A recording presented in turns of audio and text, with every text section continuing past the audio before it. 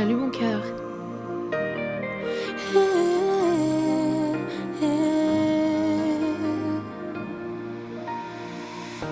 Père, je l'ai rencontré avec tant de facilité et sans avoir prié. Tu m'as envoyé celui qui m'était destiné. Il a le cœur de ton fils. L'année académique 2017-2018 s'achève. Je rends grâce à Dieu car cette année s'achève avec une réussite.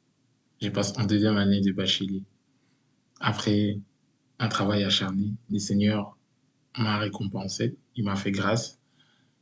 Je passe en deuxième année de bachelier en électromécanique, finalité maintenance. En septembre 2018, première semaine de la rentrée, je me rappelle bien, j'étais inscrit dans un groupe nommé les élus de Dieu.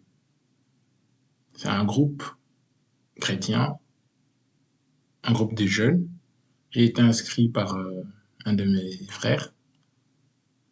Je me rappelle, on parlait énormément de Dieu dans ce groupe. C'était un groupe chrétien. On partageait la parole de Dieu, on s'exhortait, on s'encourageait. On parlait vraiment des défis que les jeunes peuvent rencontrer dans la vie chrétienne.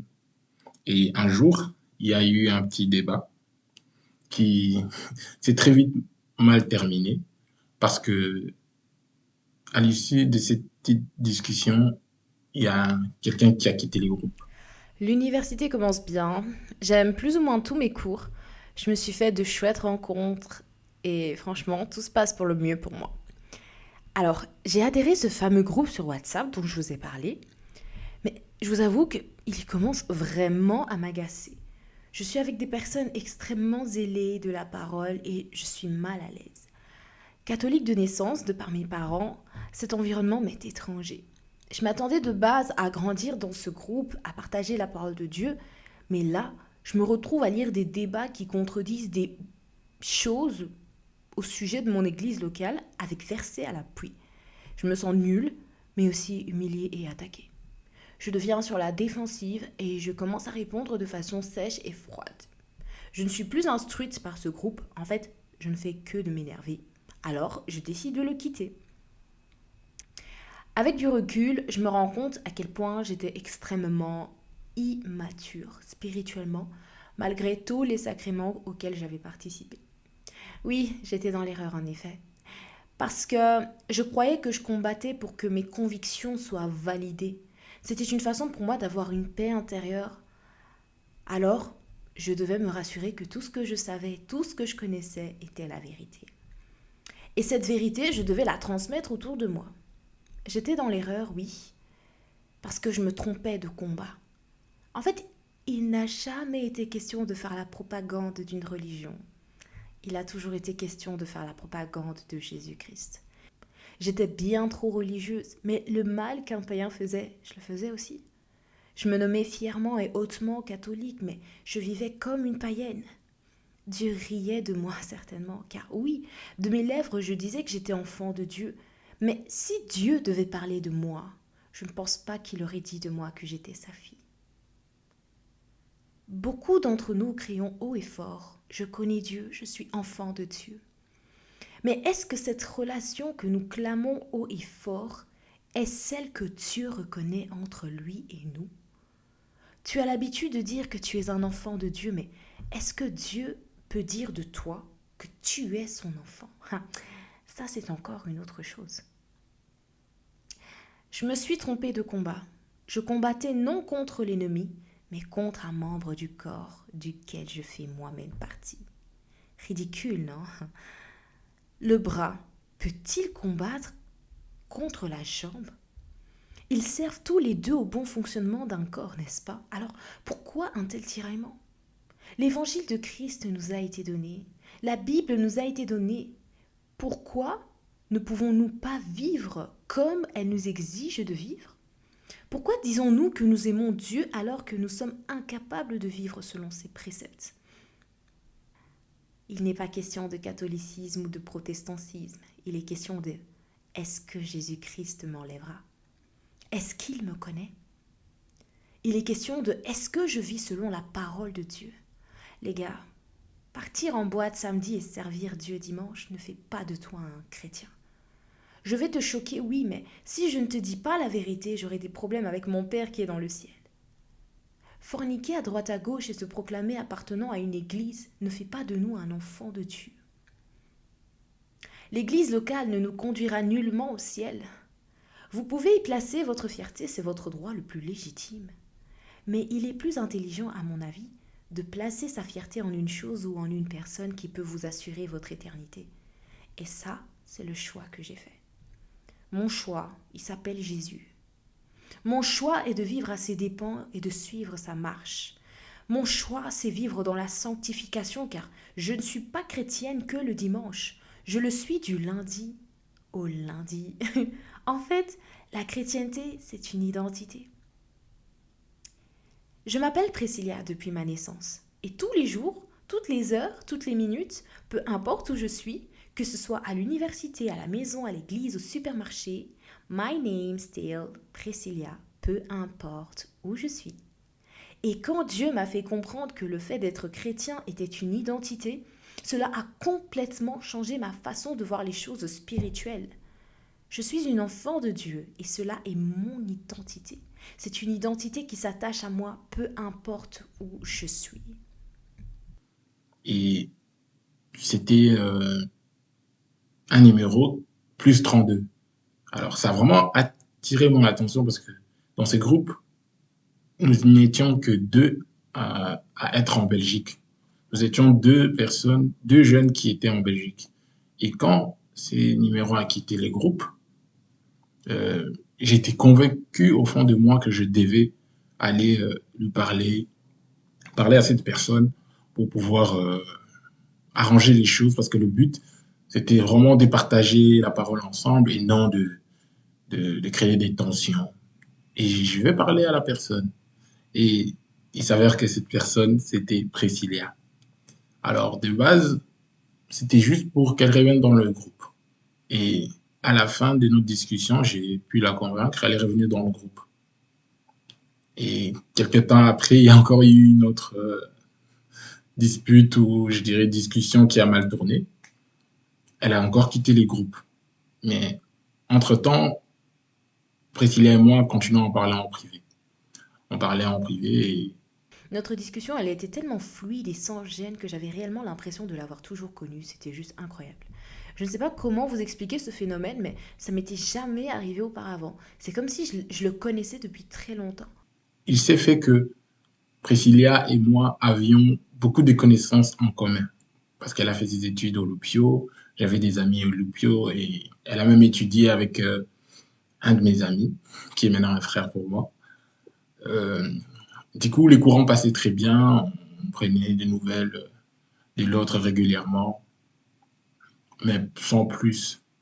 Bon, on s'était dit qu'un jour, dans l'avenir, on allait se voir, mais les temps passaient, on s'est connus en septembre, décembre, il n'y avait toujours rien, et il s'est fait que j'ai voyagé en janvier 2019 avec mes amis, on allait à Malte, et elle était déjà allée, et quand elle a vu que j'avais posté des photos de Malte, ça a créé un peu une interaction, ouais, tu fais quoi là-bas? Enfin, c'est vraiment, c'était de plus en plus régulier nos conversations, on parlait très souvent de tout et de rien. Et je me rappelle, je me suis beaucoup attaché à elle parce que j'ai ressenti au fond de moi une confiance en parlant avec elle. En parlant avec elle, je me sentais bien, je n'avais pas de tabou. Je lui racontais un peu l'entièreté de ma vie, tous mes moments difficiles que j'ai vivais en Belgique, en étant étudiant étranger, en étant loin de ma famille restreinte. Elle était vraiment devenue comme une confidente. Et il y a encore un autre événement qui nous a beaucoup rapprochés. C'est en mars 2019, toujours, je suis allé à Kinshasa pour la première fois depuis que j'étais venu en 2017. Je suis allé voir mes parents, ça faisait longtemps, ils me manquaient, ma famille tout court. Et on a organisé une surprise à mon grand frère qui fêtait son anniversaire. Et la façon dont nous nous sommes pris, ça a vraiment plu à Priscilla. Elle dit, oh, c'était trop mignon. Et ça a vraiment encore renforcé notre conversation. On parlait vraiment beaucoup, de plus en plus. On prenait du temps au téléphone. Comme je vous l'ai dit, elle était vraiment comme ma confidente. À partir de ce moment-là, nous sommes devenus des amis et de très bons amis même. On se parlait très souvent, on se racontait nos vies, mais on s'était jamais rencontrés en vrai. Et les temps qui passaient après, je suis revenu en Belgique, toujours en mars. Et comme je vous l'ai dit aussi au début, on devait se voir, on essayait de programmer, mais ça n'allait pas. Ça n'allait pas toujours. Et en mai, le mois de mai, c'était l'anniversaire de Priscilla. Elle m'a invité pour son anniversaire qui devait se dérouler à Bruxelles. Mais c'était sa première année d'université. Et le mois de mai, pour ceux qui le savent, juin, c'est la session, donc c'était un peu compliqué. Au final, elle a annulé. Et on s'était toujours pas vu parce que ça allait être une occasion pour nous de se voir. C'était malheureusement pas possible. Et après, une amie à moi, une amie d'enfance, est venue à Bruxelles et on est sorti pour prendre un verre, pour partager quelque chose. Et j'ai mis ça sur mon Snap. Et je me rappelle, ces jours-là, Priscilla l'a vu, il a dit, oui, toi, tu sors avec d'autres personnes. Nous, depuis qu'on devait se voir, on s'est jamais vu. Bon, en vrai, elle m'a taquiné, mais moi, c'est vraiment quelque chose qui m'avait vraiment dérangé. Je me suis dit, ah, ça se fait pas. Depuis qu'on devait se voir, on se voit jamais. Et je lui ai proposé une sortie. Mais vraiment, c'était mon ami, c'est vraiment ma meilleure amie avec qui je partageais mes douleurs, mes peines. Vraiment, elle était à l'écoute, toujours à m'écouter. Et vraiment, c'était quelque chose qui me rassurait et qui m'a beaucoup plus rapproché d'elle. Pendant les vacances de juillet 2019, soit 10 mois après notre rencontre sur WhatsApp, on a décidé de se voir pour la première fois. Et pour notre première sortie, nous sommes partis à Walibi. On était trois, je me souviens, lui, moi et une de ses connaissances. L'ambiance, elle était vraiment bonne. Voilà, c'était vraiment une très très belle journée, je me souviens. Franchement, c'était une très belle journée. Et les jours J, on devait se voir, on est parti. Et il y a quelque chose qui m'a beaucoup touché. C'est vrai que c'est une petite coïncidence pour vous, mais pour moi, c'est quand j'y pense, c'était vraiment un signe. Les jours que Priscilla et moi nous sommes vus pour la première fois, c'est son père qui est venu la déposer à Walibi. Elle était arrivée un peu plus tôt que moi parce qu'elle habitait juste à côté. Et moi, je devais prendre quoi, une trentaine de kilomètres pour arriver jusqu'à Walibi. Je devais faire une trentaine de kilomètres. Et j'arrive, j'étais un peu en retard. Elle pensait que j'allais le faire, la faire poireauter. Et j'arrive, ah, on se dit bonjour. Vraiment pour un premier contact, c'était assez bien. Bon, moi, j'étais chaud, je voulais faire mes attractions vraiment assez coriaces là. Du coup, elle n'était pas trop chaude parce elle a un peu peur de toutes ces attractions qui apportent beaucoup de l'adrénaline. Elle aime pas trop. Ça s'était très bien passé. Je me rappelle, on a fait une attraction ensemble. Elle avait peur. Elle m'a dit, je peux te tenir la main? J'ai dit oui. Moi, je rigolais. À vrai dire, je la trouvais très belle, mais je n'osais pas aller plus loin de peur de gâcher notre amitié. Vraiment, je voulais pas aller très vite et je me disais, elle, c'est pas trop de mon niveau. Je me suis un peu sous-estimé. Je me suis dit, bon, enfin, le but, l'objectif principal, c'était mes études. C'est pas commencer des relations amoureuses de gauche à droite, pas se faire mal au cœur. Et vraiment, j'avais cette peur-là de m'engager ou d'attraper un frein, tout simplement. Et des jours après, il m'a encore une fois invité pour aller regarder Le Roi Lion, le film qui était sorti. Et on est parti voir ce film. On était trois encore cette fois-là. On était donc ma cousine, lui et moi. C'était un peu compliqué parce que j'ai travaillé l'avant-midi. Je travaillais vraiment super tôt, de 6 heures à 14 heures. C'était vraiment, donc je me lever vers 4 heures. Notre rendez-vous, je crois, c'était vers 16 heures, 17 heures. En tout cas, les films commençaient vers 17 heures, je pense. Et quand je suis rentré de mon travail, j'étais vraiment fatigué. Moi, j'habitais à Bruxelles et elle habitait à Wavre. Et on devait se rencontrer à Louvain-la-Neuve pour les cinémas. Donc, du coup, moi, quand je suis rentré du travail, il faisait super chaud. C'était la canicule aussi à l'époque. Je me suis endormi.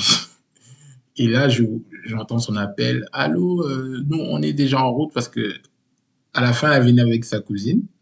Parce que dans sa famille, ils ont eu des invités. Donc, du coup, elle pouvait pas laisser sa cousine seule. Elle est venue avec sa cousine. Et moi, là, j'étais endormi. Enfin, je décroche. Allô, oui, enfin, on arrive. Je dis, ok, mais je suis encore à la maison. Elle me dit, comment ça? Parce qu'elle savait plus ou moins les trains que je devais prendre pour être à temps. Je me réveille vite, je me lave et je dis à mon oncle, je demande à mon oncle, peux-tu me déposer s'il te plaît à Louvain-la-Neuve? Heureusement, il était là, gentil, il m'a déposé à Louvain-la-Neuve et on a suivi les films. Enfin, je suis arrivé en retard, un tout petit peu, c'était déjà le début de la séance, mais ça va, c'était pas trop tard. J'entre, j'étais assis à sa droite, elle à ma gauche évidemment, et Et là, il s'est passé quelque chose. Il s'est vraiment passé quelque chose qui a tout changé.